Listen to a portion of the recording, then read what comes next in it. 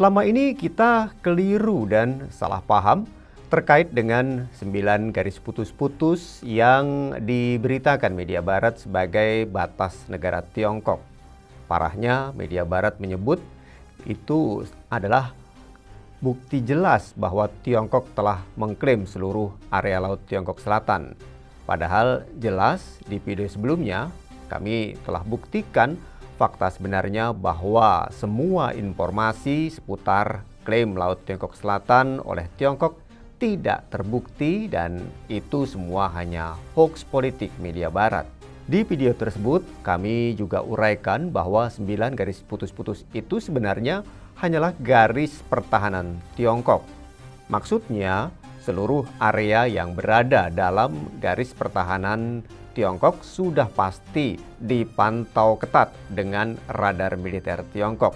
Itulah sebabnya setiap objek kapal dan pesawat yang melintas di area tersebut akan diikuti secara ketat oleh radar militer Tiongkok. Oleh karena itu, negara yang paling merasa dirugikan atas kebijakan Tiongkok ini jelas adalah Amerika.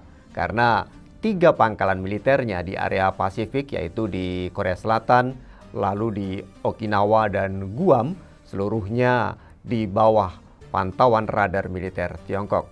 Apalagi saat ini militer Tiongkok menerapkan teknologi kuantum untuk radar dan komunikasi militer, di mana Amerika sendiri belum memilikinya.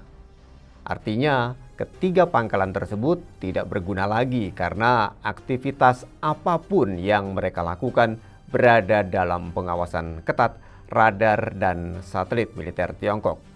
Amerika yang dulu adalah sang penguasa laut Tiongkok Selatan dan Pasifik, kini harus berhadapan dengan rival baru, Tiongkok, yang tentu jauh lebih sulit dihadapi dan ditundukkan. Lantas, apa sebenarnya yang diinginkan oleh Amerika sehingga terus mencoba menyebarkan hoax terhadap Tiongkok? Apakah ada maksud tertentu Amerika menciptakan hoax dan bagaimana caranya Amerika menciptakan hoax yang akhirnya sukses menipu seluruh dunia dengan kekuatan politik, militer, dan media yang mereka kuasai saat ini?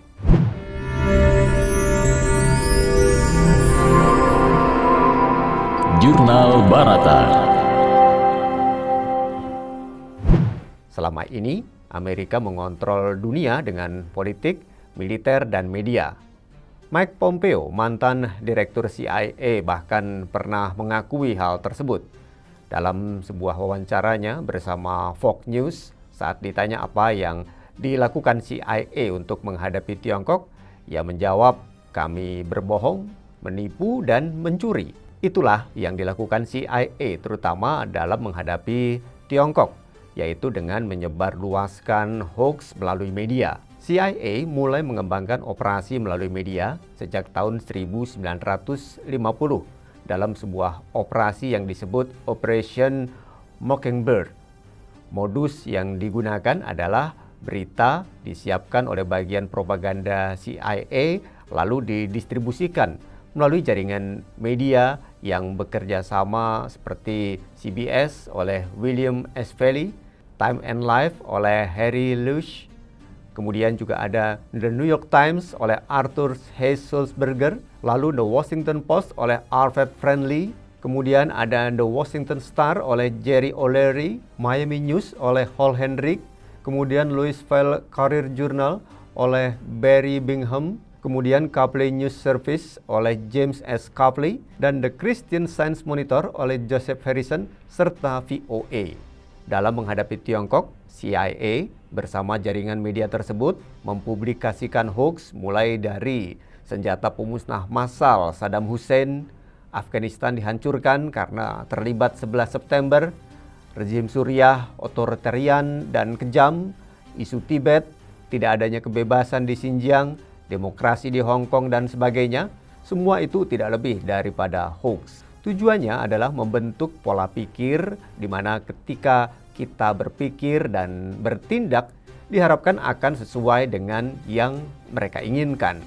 Sebagai contoh, melalui propaganda yang sistematis diciptakan konsep semua negara komunis adalah negara satu partai, artinya totalitarian, diktator, dan sebagainya. Faktanya, negara-negara komunis tersebut multipartai. Vietnam, Tiongkok, Rusia, semuanya adalah multipartai. Artinya, partai komunis yang saat ini berkuasa di Vietnam dan Tiongkok bisa saja mengalami nasib seperti yang ada di Rusia, di mana Putin tidak berasal dari partai komunis. Partai Komunis Rusia malah kalah dalam pemilu dan menjadi partai oposisi. Bukan hanya itu, di negara kita pun pernah menghadapi hal yang serupa. Seorang Indonesianis asal Australia, Greg Polgren, menilai pergolakan politik di Indonesia pada era tahun 1950 hingga 1960-an tidak lepas dari campur tangan CIA. Dalam buku The Incubus of Intervention Conflicting Indonesia Strategies of John F. Kennedy and Alfred Dulles yang pernah dibedah di Lembaga Ilmu Pengetahuan Indonesia, Polgren antara lain juga menyebut pemberontakan PRRI di Sumatera dan Permesta di Sulawesi sebagai bagian dari taktik CIA.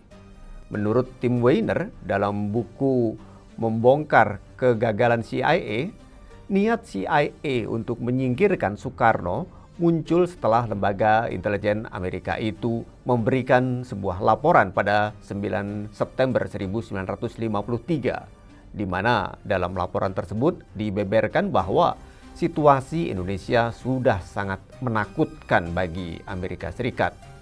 Musababnya adalah Presiden Soekarno yang terlalu memberi angin bagi komunis untuk berkembang di Indonesia. Jika itu terjadi, menurut CIA tidak akan menguntungkan bagi Amerika. Laporan CIA tersebut akhirnya terbantahkan dengan kunjungan Presiden Soekarno ke Amerika dan bertemu dengan Presiden Eisenhower. Soekarno mencoba meyakinkan Presiden Eisenhower dan seluruh rakyat Amerika bahwa dirinya bukan komunis. Meski begitu, CIA tetap melanjutkan rencananya untuk menyingkirkan Soekarno dari kursi presiden. Direktur Dinas Keamanan Bersama Amerika saat itu, Harold Station, memberikan masukan kepada Richard Nixon, wakil presiden Amerika, dan Direktur CIA, Allen Dulles, agar memikirkan pergantian rezim di Indonesia. Upaya untuk menggulingkan Soekarno pun akhirnya terus dirancang oleh CIA, dan usaha menggulingkan Soekarno pun akhirnya berhasil di tahun 1965 saat meletus peristiwa gerakan 30 September atau G30S PKI. Polgren menyebut keberhasilan tersebut tidak lepas dari peran Allen Dulles, mantan direktur CIA itu. Oleh karena itu, dalam situasi dunia semacam ini sangat jelas bahwa meyakini begitu saja informasi ataupun dokumen riset sekalipun yang berasal dari media barat adalah suatu kebodohan.